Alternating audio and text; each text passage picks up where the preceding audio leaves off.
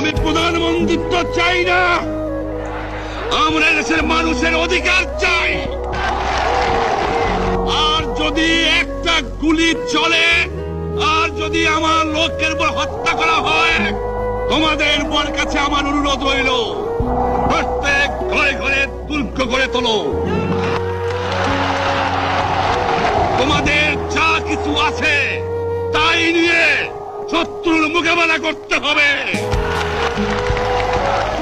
এবং জীবনের তরে রাস্তাঘাট যা যা আছে সবকিছু আমি যদি হুকুম দেবার নাও পারি, তোমরা বন্ধ করে দেবে।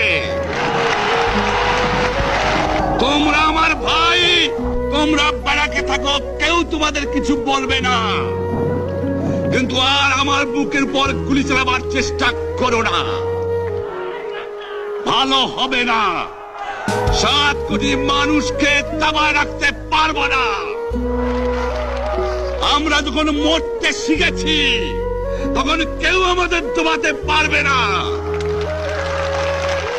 যে পর্যন্ত আমার এই দেশের মুক্তি না হবে, খাজনা ট্যাক্স বন্ধ করে দেওয়া হলো, কেউ দেবে না। তবে আমি অনুরোধ করছি, আপনারা আমাদের ভাই, আপনারা দেশকে একেবারে জাহান্নামে ধ্বংস করে দিয়েন না। জীবনে আর কোনোদিন আপনাদের মুখ দেখা দেখি হবে না। যদিও আমরা শান্তিপূর্ণভাবে আমাদের ফয়সালা করতে পারি, তাহলে অন্তপক্ষে ভাই ভাই হিসেবে বাস করার সম্ভাবনা আছে। সেই জন্য আপনাদের অনুরোধ করছি, আমার এই দেশে আপনারা মিলিটারি শাসন চালাবার চেষ্টা আর করবেন না। দ্বিতীয় কথা, প্রত্যেক গ্রামে, প্রত্যেক মহল্লায়, প্রত্যেক ইউনিয়নে, প্রত্যেক সাব ডিভিশনে আওয়ামী লীগের নেতৃত্বে সংগ্রাম পরিষদ গড়ে তোলো, এবং তোমাদের যা কিছু আছে তাই নিয়ে প্রস্তুত থাকো।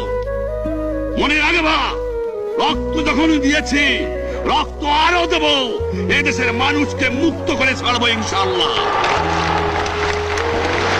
এবারে সংগ্রাম আমাদের মুক্তির সংগ্রাম, এবারে সংগ্রাম স্বাধীনতার সংগ্রাম। আপনারা আমার উপরে বিশ্বাস নিশ্চয়ই রাখেন। জীবনে আমার রক্তের বিনিময়েও আপনাদের সঙ্গে বেইমানি করি নাই। প্রধানমন্ত্রিত্ব দিয়ে আমাকে নিতে পারে নাই, ফাঁসি কাজটা আসামি দিয়ে আমাকে নিতে পারে নাই। যে রক্ত দিয়ে আপনারা আমার একদিন জেলের থেকে বার করে নিয়ে এসেছিলেন, এই রেসকোর্স ময়দানে আমি বলেছিলাম আমার রক্ত দিয়ে আমি রক্তের ঋণ শোধ করবো, মনে আছে? আমি রক্ত তোমার জন্য প্রস্তুত। আমাদের মিটিং এইখানেই শেষ। আসসালামু আলাইকুম। জয়।